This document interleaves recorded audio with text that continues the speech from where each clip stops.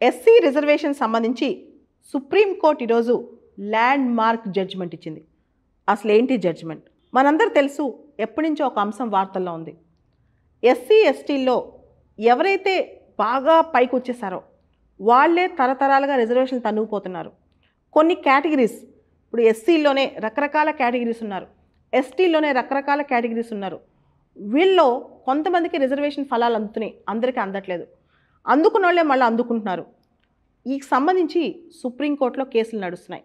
2004లో E V Chinnaiah versus state of Andhra Pradesh అనే కేసులో supreme court చెప్పింది, 5 జడ్జిలు గల ధర్మాసనం, రాజ్యాంగ ధర్మాసనం చెప్పింది, సబ్ క్లాసిఫికేషన్ అనేది సాధ్యం కాదు.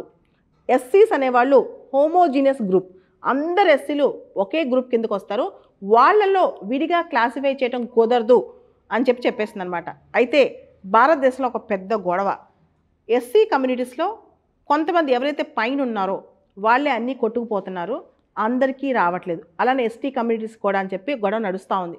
దానికి సంబంధించి పంజాబ్లో ఒక కేసు జరిగింది. పంజాబ్లో పంజాబ్ ప్రభుత్వం ఎస్సీ రిజర్వేషన్లు ఇస్తూ ఎస్సీలో కొన్ని కేటగిరీస్ వాళ్ళకి ప్రత్యేకంగా ఆ ఉద్యోగాలకి అర్హత ఇచ్చింది. వాళ్ళు కనుక లేకపోతే మిగతా వాళ్ళకి, ఎస్సీలో మిగతా వాళ్ళకి ఇస్తామని చెప్పింది. దీంతో ఈ గొడవ మొత్తం స్టార్ట్ అయిపోయిందనమాట. ఇప్పుడు సుప్రీంకోర్టు 7 జడ్జిల గల ధర్మాసనం, 6 ఒకవైపు, ఒక జడ్జి ఇంకొక వైపు, chief justice of India DY Chandrachud కూడా ఉన్నారు ఈ ధర్మాసనంలో. సో 6 జడ్జెస్ ఏం చెప్పారు తెలుసా?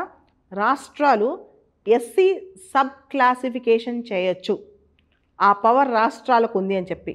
అంటే ఎస్సీలో ఎవరైతే పైకి వచ్చారో వాళ్ళకి మాత్రమే కాదు, సబ్ క్లాసిఫికేషన్ అంటే ఒక 5 పోస్టులు ఉన్నాయనుకోండి, లేదా 5 సీట్లు ఉన్నాయనుకోండి, దానిలో ఎస్సీలో ఫర్ ఎగ్జాంపుల్ మాల, మాదిగ, వాల్మీకి ఇలా రకరకాలు ఉంటారు కదా, ఎవరికి ఏ సీట్లు, ఎన్ని సీట్లు రావాలి, ఆ క్లాసిఫై చేసే అధికారం ఇప్పుడు రాష్ట్రాలకు ఇచ్చేసారనమాట. అయితే రాష్ట్రాలు ఈ అధికారాన్ని మిస్యూజ్ చేయకూడదు, పొలిటికల్గా వాడకూడదు, ఆర్బిటరీగా వాడకూడదు. ఇవన్నీ కూడా ఒక రేషనాలిటీతో, ఎంపెరికల్ డేటాతో వాడాలి, ఒక చక్కటి డేటా సేకరించి దాని ప్రకారం వాడాలి అని చెప్పారు. ఒకవేళ కనుక తప్పు చేస్తే జ్యుడిషియల్ రివ్యూ ఉంటుంది, దీన్ని ఓవర్లుక్ చేస్తే జ్యుడిషియల్ రివ్యూ ఉంటుంది, న్యాయ సమీక్ష కూడా ఉంటుంది, దీనిపైన తప్పు చేయడానికి వీల్లేదని కూడా చెప్పారనమాట. సో ఇలా సబ్ క్లాసిఫికేషన్ అనేది ఆర్టికల్ 14 కానీ ఆర్టికల్ 341 కానీ విరుద్ధం కాదు. ఆర్టికల్ 14 సమానత్వ హక్కు కానీ 341 అసలు ఎస్సీస్ అంటే ఎవరు అనే దానికి విరుద్ధం కాదు. So we can sub classify. ఎస్సీస్ అనేవాళ్ళు హోమోజీనియస్ గ్రూప్ కాదు, హెటరోజెనియస్ గ్రూప్. ఎస్సీ అనే షెడ్యూల్ కాస్ట్ అనే మొత్తం ఒక అంబ్రిల్లా కింద రకరకాల క్లాసెస్ వస్తారు, వాళ్ళు కొంతమంది ఇంకా బ్యాక్వర్డ్గా ఉన్నారు. సో ఎవరైతే ముందుకు వచ్చారో వాళ్ళే అన్ని ఫలాలు అందుకుంటున్నారు, బ్యాక్వర్డ్గా ఉన్న వాళ్ళు అందుకోవట్లేదు అని చెప్పింది సుప్రీంకోర్టు. అదేవిధంగా సుప్రీంకోర్టు ఈ సందర్భంగా ఇంకొక సజెషన్ కూడా చేసింది. ఇది కూడా చాలామంది ఆలోచిస్తున్నారు. ఓబీసీలకి ఎలా అయితే క్రీమీ లేయర్ కాన్సెప్ట్ ఉందో, అంటే ఓబీసీల్లో డబ్బులున్న వాళ్ళు, బాగా అంతస్తులో ఉన్నవాళ్ళు, ఐఏఎస్ ఐపీఎస్ ఆఫీసర్ల పిల్లలు, లేకపోతే ఓబీసీలో బాగా రిచెస్ట్ పీపుల్, వాళ్ళకి ఏ విధంగా అయితే క్రీమీ లేయర్ కాన్సెప్ట్ ఉండి రిజర్వేషన్ అందదో, వాళ్ళ ఓబీసీ రిజర్వేషన్ ఫలాలు అందవో, అదేవిధంగా ఎస్సీ ఎస్టీలో కూడా క్రీమీ లేయర్ పెట్టే విధంగా సజెషన్ ఇచ్చింది సుప్రీంకోర్టు. సో ఇలా సుప్రీంకోర్టు చాలా అద్భుతమైన పాత్ బ్రేకింగ్ జడ్జిమెంట్ ఇచ్చింది దేశవ్యాప్తంగా. ఈ జడ్జిమెంట్ విషయంలో చాలామంది సంతోషపడుతున్నారు, దేశవ్యాప్తంగా కూడా ఈ జడ్జిమెంట్ని, సో ఇంత అద్భుతమైన జడ్జిమెంట్ ఇచ్చారంటున్నారు. అయితే దీనికి సంబంధించి ఓవర్ సైట్ ఉండకూడదు, అంటే ఎక్కువగా పొలిటికల్ ప్రిఫరెన్సెస్ లేదా పర్లేదులే మనకి ఎవరికైతే ఓట్ బ్యాంక్ ఎక్కువ ఉందో వాళ్ళకి మాత్రమే ఎక్కువ రిజర్వేషన్ ఇద్దాం, ఇలాంటి ఆలోచనలు క్లాసిఫై చేసేటప్పుడు స్టేట్స్ తప్పు చేయకూడదు. దాంతోపాటు ఎస్సీ కమ్యూనిటీలో ఏదైతే బాగా బడుగున పడిపోయి ఉన్నారో, బలహీన పడిపోయి ఉన్నారో, మోస్ట్ డిసడ్వాంటేజ్డ్ గ్రూప్స్ ఎవరైతే చాలా అడుగునున్నారో వాళ్ళకి ప్రిఫరెన్షియల్ ట్రీట్మెంట్ ఇవ్వాలి, వాళ్ళకి ప్రత్యేకమైన ట్రీట్మెంట్ ఇవ్వాలి. అంటే ఈ జడ్జిమెంట్ అనేది సమానత్వం, వివక్ష, ఇవన్నీ అంశాలను దృష్టిలోకి తీసుకుని ఒక బ్యాలెన్స్ జడ్జిమెంట్ ఇచ్చినట్టు అర్థమవుతుంది. అయితే ఇక్కడ డిసెంటింగ్ జడ్జ్ జస్టిస్ బేలా త్రివేది మాత్రం ఒక మాట అన్నారు. ఇది లెజిస్లేటివ్ పని, లెజిస్లేచర్ చేసే పని, చట్ట సంస్థలు చట్టబద్ధమైన ఈ లెజిస్లేచర్స్ చేయాల్సిన పని, చట్టసభలు చేయాల్సిన పని, దీన్ని ఎగ్జిక్యూటివ్కి ఎలా ఇస్తారు? ఎగ్జిక్యూటివ్ దీన్ని మిస్యూజ్ చేసే అవకాశం ఉంది కదా, ఇది ఎగ్జిక్యూటివ్ ఓవర్ రీచ్ అవుదా అని చెప్పి క్వశ్చన్ చేశారనమాట జస్టిస్ బేలా త్రివేది. మొత్తానికి దేశవ్యాప్తంగా మాత్రం ఇంకొక కొత్త కాన్సెప్ట్ బయలుదేరుతుంది. సుప్రీంకోర్టు సజెషన్ ఇచ్చింది, క్రీమీ లేయర్ కాన్సెప్ట్ కూడా ఎస్సీ ఎస్టీస్కి విధించవచ్చు కదా అని చెప్పి. సో దీనికి సంబంధించి అసలు ఈ సబ్ క్లాసిఫికేషన్ వేరు, సబ్ కేటగరైజేషన్ వేరు. ఎస్సీలో కేటగిరీస్ వేరు, క్లాసిఫై వేరు. క్లాసిఫికేషన్ అంటే ఏంటి? అంటే ఒక ఇన్కమ్ లెవెల్స్, ఒక వెల్త్ లెవెల్స్ ఏదో బట్టి నువ్వు ఈ స్థాయిలో ఉన్నావు, నువ్వు ఈ స్థాయిలో ఉన్నావు, ఈ స్థాయిలో ఉన్నావు. కేటగరైజేషన్ అంటే ఏంటి? కేటగరైజేషన్ అంటే రకరకాల కేటగిరీస్, అంటే వాళ్ళు ఏ వృత్తిని బట్టో దేని బట్టో కేటగరైజేషన్ అయి ఉంటారనమాట. దీనికి సంబంధించిన చర్చ కూడా దేశం మొత్తం ఇప్పుడు నడుస్తోంది. మొత్తం ఈ జడ్జిమెంట్లో పాజిటివ్సే ఉన్నాయి. ముఖ్యంగా intra category equality, with in the category, ఆ కేటగిరీకి సంబంధించే సమానత్వం, అందరూ ఆ కేటగిరీలో ఉన్న వాళ్ళందరూ ముందుకు రావాలని చెప్పేది, అది ముఖ్యమైన అంశం. రెండోది, ఇంకొక ముఖ్యమైన అంశం, ఇది డిస్క్రిమినేషన్, వివక్షను తీసేస్తుంది. ఇన్ఫ్యాక్ట్ క్వాంటిఫైబుల్ డేటాతో, ఒక ఎంపెరికల్ డేటాతో అన్ని కేటగిరీస్ని ముందుకు తీసుకెళ్లే ప్రయత్నం అనమాట. ఇటువంటి ప్రయత్నం కూడా ఇక్కడ జరుగుతుంది. అదేవిధంగా నిజంగా డిసడ్వాంటేజ్ సెక్షన్ ఎవరైనా ఉంటే వాళ్ళని ప్రత్యేకంగా చూస్తే తప్పులేదు, ఇది ఈక్వాలిటీలో ఒక భాగమే అనమాట. సో ఇవన్నీ కూడా ఈ జడ్జ్మెంట్లో పాజిటివ్స్ అని చెప్పి విజ్ఞులు చెప్తున్నారు. ఇంకా దీనిలో చాలా పాజిటివ్స్ ఉన్నాయి. Fair and equitable distribution to all, అందరికీ, అంటే ఒక కేటగిరీలోని అన్ని వర్గాల్ని ముందుకు తీసుకురావటం. దాంతోపాటు accepting plurality, diversity with in the category, ఆ కేటగిరీ లోపల కూడా ఇంత విభిన్నమైన పరిస్థితుల్లో ఉన్న వ్యక్తులు ఉన్నారు, విభిన్న పరిస్థితుల్లోంచి వచ్చారు, వాళ్ళందరినీ కూడా పైకి తీసుకురావడం అనమాట. ఇవన్నీ కూడా ఈ జడ్జిమెంట్ ఉన్న పాజిటివ్స్. అయితే ఈ జడ్జిమెంట్ సంబంధించి ప్రధానమైన సవాలు, అసలు మన దగ్గర దీనికి సంబంధించిన ప్రాపర్ డేటా ఉందా?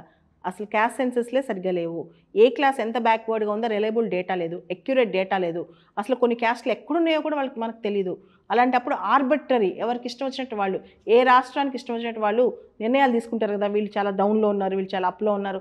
అసలు ఆ డేటా ఎవరు కలెక్ట్ చేస్తారు, ఎప్పుడు కలెక్ట్ చేస్తారు, అసలు అక్యురేట్ డేటా ఎక్కడ దొరుకుద్ది? ఇదే ప్రధానమైన సమస్య ఈ జడ్జిమెంట్ ఇంప్లిమెంట్ చేయడానికి. ఇక్కడ ఇంకొక పెద్ద అంశం సుప్రీంకోర్టు జడ్జిమెంట్ విషయంలో ఏంటంటే, భారతదేశంలో సామాజికంగా ఉన్న అంటరానితనం కానీ, సామాజికంగా ఉన్న అపోహలు కానీ, స్టిగ్మాస్ కానీ, స్టీరియోటైప్స్ కానీ ఇంకా తొలగల. అంటే as a whole creamy layer concept లాంటి విధించమని సజెస్ట్ చేసింది. అది కనుక నిజమైతే అసలు సోషల్ ఈక్వాలిటీ అనేది లేకుండా నువ్వు ఓన్లీ ఎకనమిక్ క్రైటీరియా తీసుకుంటున్నావు. వీళ్ళు పైకి వచ్చారు ఆర్థికంగా, వీళ్ళు పైకి వచ్చారు ఉద్యోగపరంగా, అంటే ఉద్యోగపరంగా పైకి వచ్చినా, ఆర్థికంగా పైకి వచ్చినా, సామాజికంగా అంటరానితనం ఇంకా ఉంది. అది నిర్మూలించడానికి సుప్రీంకోర్టు ఏ సజెషన్స్ ఇవ్వాల, ఏమి తీర్పులు చెప్పాలా, అవి పూర్తి స్థాయిలో లేకుండా ఇప్పుడు సడన్గా నువ్వు ఎకనమిక్ క్రైటీరియా పెట్టేసి, వెల్త్ క్రైటీరియా పెట్టేసి, అప్లిఫ్ట్మెంట్ క్రైటీరియా పెట్టేస్తే రేపొద్దున సోషల్ డిస్క్రిమినేషన్ ఎలా తగ్గుద్ది? కానీ సుప్రీంకోర్టు ఈ జడ్జిమెంట్ ఇస్తే ఒక మాట ఉంది, social justice must come before political justice. రాజకీయపరమైన ఇతరపరమైన న్యాయం కన్నా ముందు సామాజిక న్యాయం కావాలి. అయితే షెడ్యూల్ కాస్ట్ కేటగిరీ లేదా షెడ్యూల్ ట్రైబ్ కేటగిరీ కూడా తీసుకుందాం. సోషల్ జస్టిస్ పూర్తి స్థాయిలో భారతదేశంలో వచ్చిందనేదే ప్రధానమైన ప్రశ్న. ఇప్పటికి కూడా మన భారతీయ సమాజంలో క్యాస్ట్ బేస్డ్ డిస్క్రిమినేషన్ కానీ, లేకపోతే మాన్యువల్ స్కావెంజింగ్, ఈ పాకీ పనికి సంబంధించిన అంశాలు కానీ, లేకపోతే మన భారతదేశ సమాజంలో మ్యారేజెస్, పెళ్ళిళ్ళు చేసుకునేటప్పుడు ఖచ్చితంగా క్యాస్ట్ సిస్టమ్ ఫాలో అవడం కానీ, ఇవన్నీ ఇంత పూర్తి స్థాయిలో ఉన్నప్పుడు వీటన్నిటి మీద కూడా సుప్రీంకోర్టు అడ్రస్ చేయాలి కదా అని చాలామంది అడుగుతున్నారు. చివరికి ఈ జడ్జిమెంట్ మీద ఇంకో విమర్శ ఏంటంటే, ఇది ఓట్ బ్యాంక్ పాలిటిక్స్కి దారితీయవచ్చు. అంటే ఏ కమ్యూనిటీకి అయితే ఓటింగ్ పర్సెంట్ అవన్నీ ఉన్నాయో వాళ్ళకి ఎక్కువ పొలిటికల్ ప్రిఫరెన్స్ ఇచ్చి, వాళ్ళకి రిజర్వేషన్స్ ఎక్కువ కల్పిస్తే కనుక, క్లాసిఫికేషన్లో వాళ్ళకి ఎక్కువ న్యాయం చేస్తే చివరికి ఇది colourable legislation. Justice Bela Trivedi గారి ప్రకారం ఒకవేళ కనుక ఎగ్జిక్యూటివ్ పవర్లో ఇంత పవర్ ఇచ్చేస్తే, లెజిస్లేటివ్ పవర్స్ అని తీసుకెళ్ళి ఎగ్జిక్యూటివ్కి ఇచ్చేస్తే వీళ్ళు చాలా దారుణంగా మిస్యూజ్ చేసే అవకాశం ఉంది, మిస్యూజ్ చేసే ఉంది. కలరబుల్ లెజిస్లేషన్స్ అంటే దుర్బుద్ధితో కొన్ని చట్టాలు చేసే, దుర్బుద్ధితో కొన్ని పాలసీస్ చేసే ప్రమాదం కూడా కనిపిస్తుందని చెప్పి వ్యాఖ్యానించడం జరిగింది. మొత్తం ఈ జడ్జిమెంట్లో చివరిగా పెద్ద వచ్చిన విమర్శ ఏంటంటే, సరే సబ్ క్లాసిఫికేషను అన్నీ మాట్లాడుకుందాం, ఓవరాల్గా ఎంతోమంది ఫేక్ సర్టిఫికెట్స్, అది ఎస్సీ కావచ్చు, ఎస్టీ కావచ్చు తీసుకుంటున్నారు. వీళ్ళందరినీ ఎలా స్క్రూటినీ చేస్తున్నారు, ఎలా చెక్ చేస్తున్నారు? రీసెంట్గా మనం యూపీఎస్సీలో చూసాం, అలాంటివి చాలా జరుగుతున్నాయి. మరి ఇవన్నీ చెక్ చేయకుండా ఇలా sub categorisation, sub classification discussion అనేది మూర్ఖత్వం కదా అనేవాళ్ళు కూడా ఉన్నారు. చివరిగా చెప్పాల్సి వస్తే, రిజర్వేషన్స్ అనేవి సిల్వర్ బుల్లెట్ కాదు, అంటే 1 పాయింట్ సొల్యూషన్ కాదు.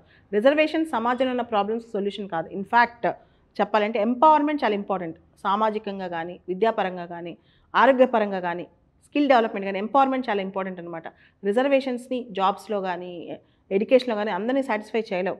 కాబట్టి teach a hungry man how to fish, don't give him a fish. ఆకలేసిన వాడికి ఎలా అన్నం సంపాదించుకోవాలని నేర్పించు, కానీ చేతికి అన్నం రోజు పల్లెల్లో తెచ్చేవకు.